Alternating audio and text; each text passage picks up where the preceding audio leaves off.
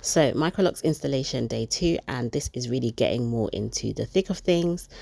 The next few rows and up are going to be in the densest part of my hair, so I started to add more microlocs per row.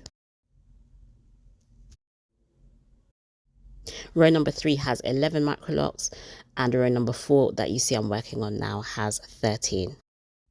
This is a quick demo of what not to do.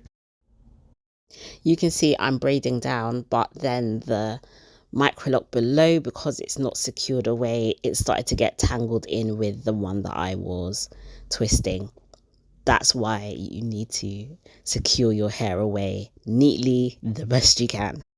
Because when working with braids this small, you don't want to get everything tangled together. At this point, I also started to install odd numbers of microlocs per row because I want the back of my head to be covered.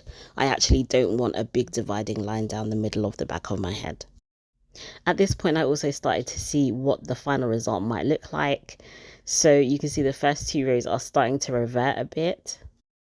So I'm starting to get an idea of what the final result might look like. So there's 37 microlocs so far, and I'm excited to see what the end result is going to look like.